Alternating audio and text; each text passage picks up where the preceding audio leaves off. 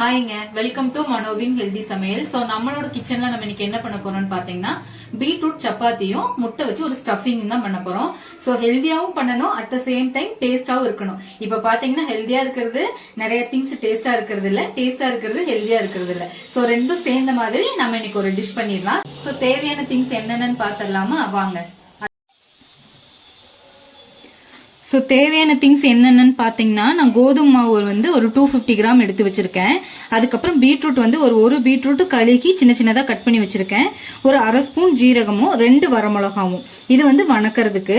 So stuffing பண்றதுக்கு என்னென்ன தேவைன்னா, நான் இஞ்சி பூண்டு பேஸ்ட் வந்துட்டு ஒரு 2 டீஸ்பூனும் 2 முட்டை வேக வச்சு வச்சிருக்கேன். ஸோ பெரிய வெங்காயம் வந்துட்டு நான் குட்டி குட்டியா கட் பண்ணி வச்சிருக்கேன், 2 பெரிய வெங்காயம். அப்புறம் ஒரு 1.5 தக்காளி அதே மாதிரி குட்டி குட்டியா கட் பண்ணி வச்சிருக்கேன். கொஞ்சம் கருவேப்பிலை பொடி வந்து இதுல நம்ம நிறைய சேர்க்க போறது கிடையாது. தனி மிளகா தூள் வந்துட்டு ஒரு 1.5 டீஸ்பூனும் ஒரு அரை டீஸ்பூன் மஞ்சள் தூள் தான் ஸ்டஃபிங்க்கு.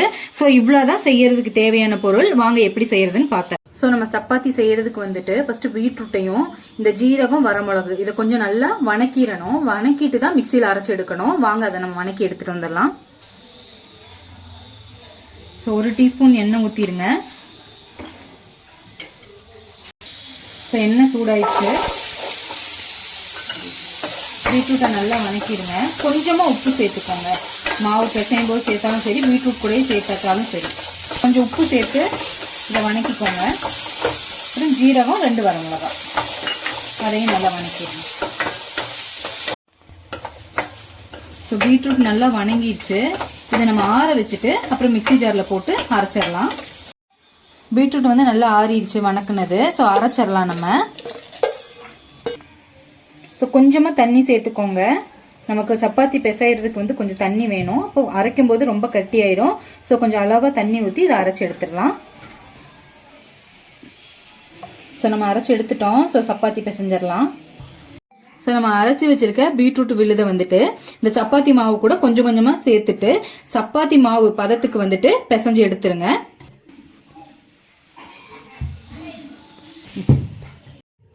ஸோ நமக்கு சப்பாத்தி மாவு வந்து ரெடி ஆயிடுச்சு. இந்த மாவு பதத்துக்கு நம்ம பிசைஞ்சாச்சு. எல்லாருமே வந்துட்டு பீட்ரூட் சப்பாத்தி பண்ணும்போது என்ன பண்ணுவாங்கன்னா, பீட்ரூட்டை வந்து அப்படியே மிக்சியில் அரைச்சிட்டு இது கூட சேர்த்துருவாங்க. நம்ம ஏன் வணக்கி சேர்த்தோம்னா, வணக்கி சேர்க்கும் போது வெறுமனை சப்பாத்தியும் கூட நம்ம அப்படியே தொட்டுக்கிறதுக்கு எதுவும் இல்லாம கூட நம்ம அப்படியே சாப்பிட்டுக்கலாம். ரெண்டாவது வந்து குழந்தைங்க சாப்பிடும்போது இன்னும் கொஞ்சம் டேஸ்டாவும் இருக்கும். அது கூட 2 வரமிளகா ஜீரகம் போட்டு நல்லா வணக்கிட்டு அரைச்சு அதை இது கூட சேர்த்து பிசைஞ்சு எடுத்து வைக்கும் போது நமக்கு நல்ல டேஸ்ட் கிடைக்கும். ஸோ நம்ம சப்பாத்தி மாவு ரெடி ஆயிடுச்சு. இதை ஒரு 20 மினிட்ஸ் நம்ம ரெஸ்ட்ல விட்டுடலாம். அதுக்குள்ள நம்ம ஸ்டஃபிங் ரெடி பண்ணிடலாம். ஸோ நம்ம வேக வச்சிருக்க முட்டையை வந்துட்டு இந்த காய் சொரவரில் வச்சு இது மாதிரி வந்து சொரவி எடுத்துருங்க.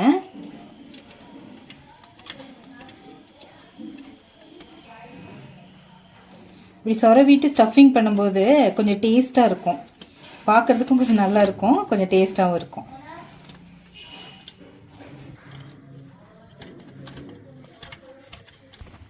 ஸோ நம்ம ஸ்டஃபிங் ரெடி பண்ணிடலாம். பாத்திரம் சூடானதுக்கு அப்புறம் ஒரு 2 ஸ்பூன் எண்ணெய் சேர்த்துருங்க இதுல.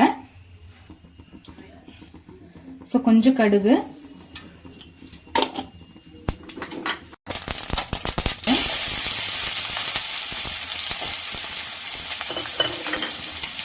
கொஞ்சம் கருவேப்பிலை, இதை ஃபஸ்ட் நல்லா வணக்கிடுங்க. இது ஒரு பிங்க் கலர் ஆகும்போது இஞ்சி பூண்டு பேஸ்ட் சேர்த்து கொடுத்தா போதும். வெங்காயம் நல்லா வணங்கிடுச்சு. இது கூட இஞ்சி பூண்டு பேஸ்ட் சேர்த்துட்டு கொஞ்சம் பச்சை வாசனை போகிற வரைக்கும் வணக்கி விடுங்க. பேஸ்ட் நல்லா வணங்கிடுச்சு. இப்போ நீங்கள் தக்காளி சேர்த்துருங்க. தக்காளி சேர்த்து நல்லா வணக்கி விட்டுருங்க. நல்லா வதங்கினதுக்கு அப்புறம் இது கூட வந்துட்டு மஞ்சத்தூளும் மிளகாத்தூளும் சேர்த்துக்கலாம். இப்போ இந்த ஸ்டேஜ்ல கொஞ்சமா உப்பு சேர்த்துக்கோங்க. தக்காளி நல்லா வணங்குறதுக்கு கொஞ்சமா உப்பு சேர்த்து கொடுத்துருங்க. இது நல்லா வணங்கிட்டு தக்காளி நல்லா வணங்கிடுச்சு. இந்த ஸ்டேஜ்ல நீங்க பொடி சேர்த்துருங்க.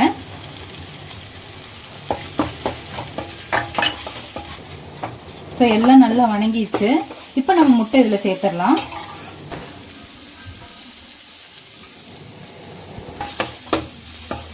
ஸோ நம்ம சப்பாத்தி கூட வைக்கக்கூடிய முட்டை ஸ்டஃபிங் வந்து ரெடி ஆயிடுச்சு. நீங்க எப்படி செஞ்சு கொடுத்து பாருங்க.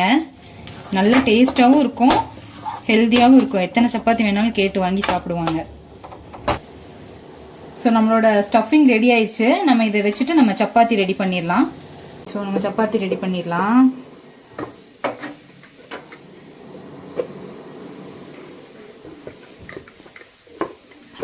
ஸோ நம்ம இதே மாதிரி எல்லா சப்பாத்தியும் தேய்ச்சி எடுத்துடலாம்.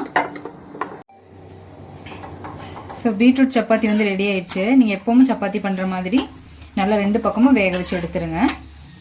ஸோ நம்மளோட பீட்ரூட் சப்பாத்தி ரெடி ஆயிடுச்சு. நம்ம இது கூட முட்டை ஸ்டஃபிங் வச்சிடலாம். வச்சுட்டு நம்ம ரோல் பண்ணிடலாம்.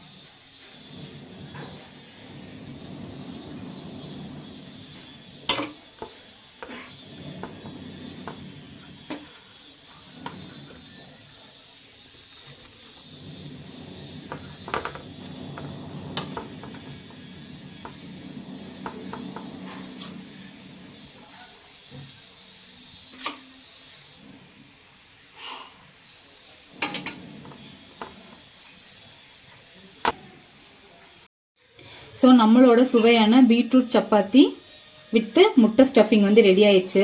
இதை நீங்கள் இப்படியே சாப்பிட்டாலும் சரி, இல்லைன்னா தயிர் கூட வச்சும் சாப்பிடலாம். ஸோ நம்ம கட் பண்ணி பார்த்துடலாம்.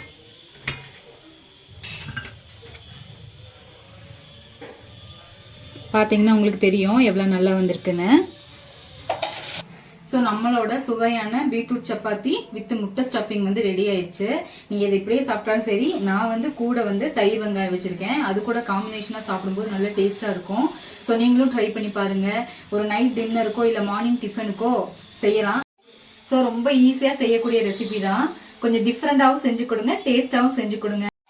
ஸோ ஆரோக்கியமா சமைங்க, சந்தோஷமா சாப்பிடுங்க. இது மாதிரியான ஹெல்தியான சமையல் குறிப்புக்கு மனோவின் ஹெல்தி சமையலை வந்து ஃபாலோ பண்ணுங்க. நம்ம அடுத்த ஒரு நல்ல வீடியோல பார்க்கலாம். Bye bye.